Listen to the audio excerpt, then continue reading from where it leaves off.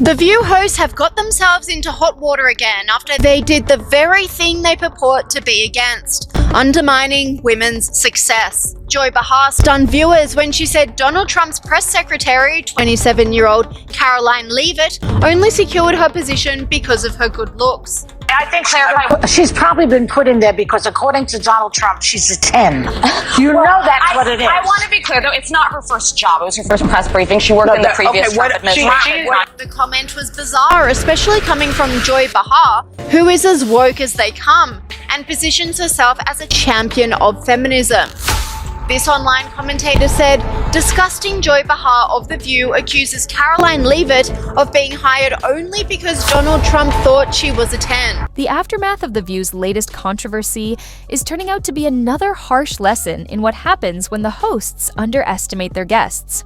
This time, the target was Karoline Leavitt, the young and unapologetically conservative political strategist who's been making waves in the media. When Joy Behar arrogantly dismissed her as not capable and suggested she was only appointed because of her looks, it became clear that The View had once again crossed a line they weren't ready to defend.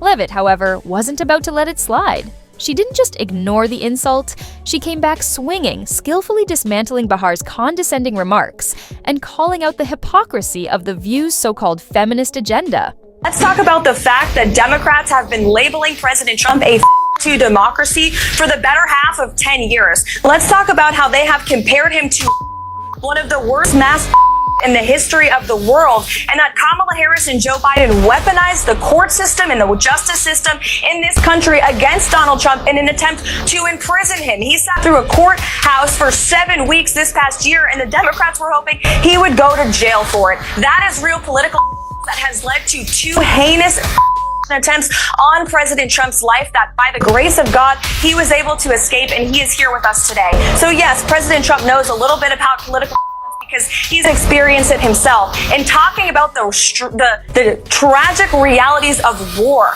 that Liz Cheney and her father Dick Cheney have got this country into is not political. It's talking about the reality of the foreign conflicts that the Washington, D.C. establishment have sold out young Americans to for decades.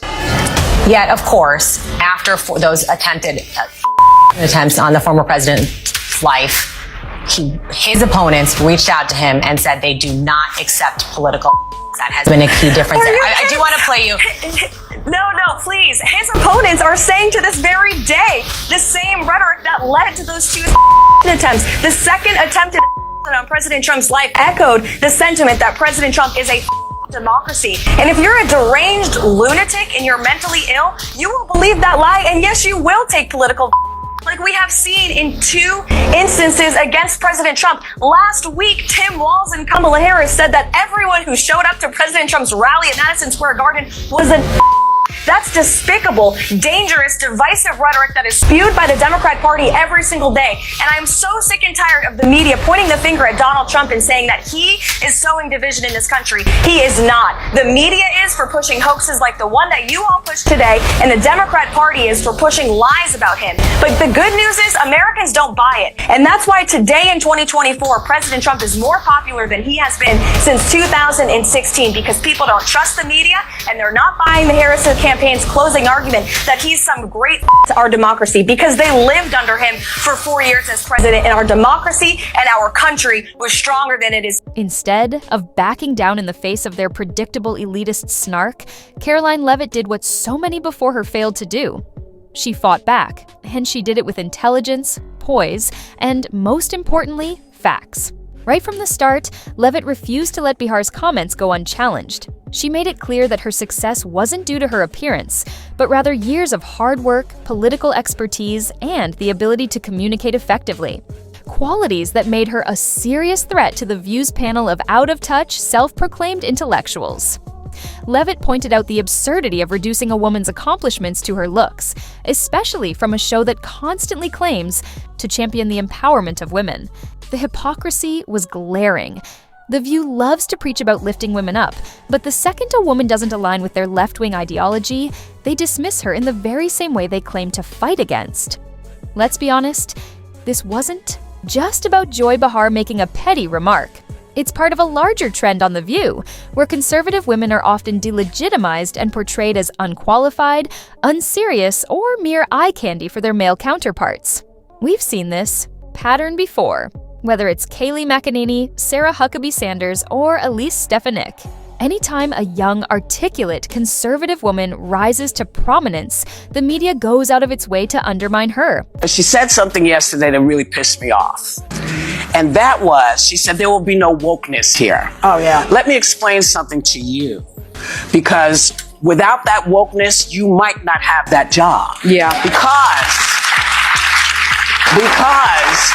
women were not invited to that table. Mm-hmm. Women were not invited to many tables in this nation. The reason we fought and busted our behinds to make sure that you didn't have to worry about this. And now to hear you talk about it and to hear anybody talk about the wokeness was put in place for a reason. Because Black people couldn't get into colleges. Because women could not get into the colleges they wanted to go to. This is all women. Yeah. See, this is not Black, Asian women. This is all women. Women were not invited to this party. It was a man's world, and we busted our asses to make sure that this was a person's world. So please stop using that phrase and talk about, because you don't understand what you're saying. Mm-hmm. You're saying about yourself that, hey, that's a terrible thing to be. It's not a terrible thing to be. That's why we fought. That's what we were fighting for, so that you could stand in that podium, so that Catherine Jean-Pierre could stand at that podium. So women of all kinds of colors and ilks, wherever they came from, whatever their belief system was, they had the opportunity to bust down that door. The View did what they always do. Threw out a lazy, sexist attack, expecting it to land without consequences. But this time, it backfired in a big way. Leavitt didn't just call out the double standard, she made sure to remind Bahar and the rest of the panel that her position wasn't handed to her. She earned it. Unlike the hosts of The View, who built their careers on talking over people and catering to an audience that agrees with them, Leavitt worked her way up in the political world, facing real scrutiny and genuine competition. She pointed out that while they sit around gossiping and throwing cheap insults, she's actually out there shaping political discourse and making a real impact. The moment quickly went viral, with viewers calling out The View for its blatant hypocrisy. Social media exploded with clips of Leavitt shutting down Bihar's remarks, and people across the political spectrum agreed that the attack was not only unnecessary but self-defeating. Even those who don't share Leavitt's views couldn't deny that she had exposed a major flaw in The View's approach to discussing women in politics.